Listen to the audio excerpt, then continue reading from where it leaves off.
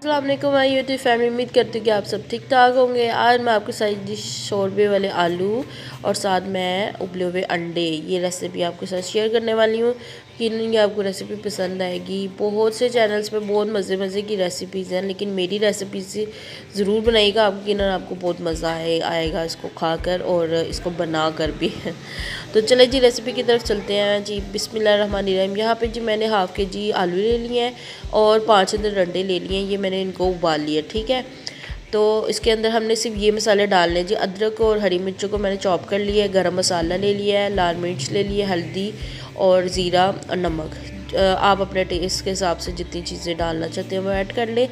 मैंने half tea spoon ये ले लिया इसकी लाल मिर्च और नमक, ठीक है, क्योंकि हरी मिर्ची और गरम मसाला भी इसमें जा रहा है, इसलिए हाफ़ टी स्पून इनफ होगा। अंडे के जो हमने उबाले हैं वो तकरीबन 10 से 15 मिनट में अंडे उबल जाते हैं।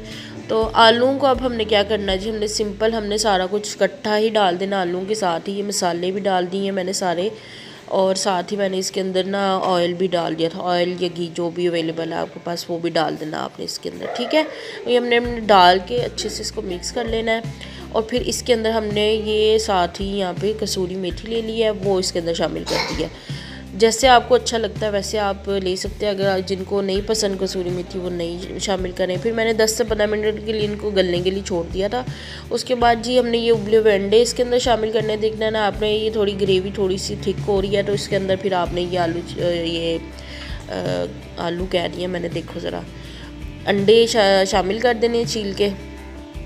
ये इसके अंदर आपने डाल देने और इसको तकरीबन 5 मिनट के लिए ना इनके साथ पका लेना, आलूओं के साथ अंडों को, ताकि जो टेस्ट है ना वो इनके अंदर भी आ जाए, ठीक है। फिर इस पॉइंट पे आके हम लोगों ने क्या करना है जी, ये सिंपल तुहानू पता ही है, ये सिर्फ धनिया पाना होंदा हर च, वो पा देना है।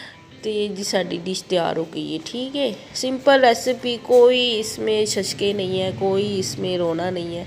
तकरीबन मुझे आधा घंटा भी नहीं लगा था और मेरा खाना तैयार हो गया था। इसको घर की रोटी से ले, बाज़ार की रोटी से ले, जैसे आपको पसंद है वैसे लें।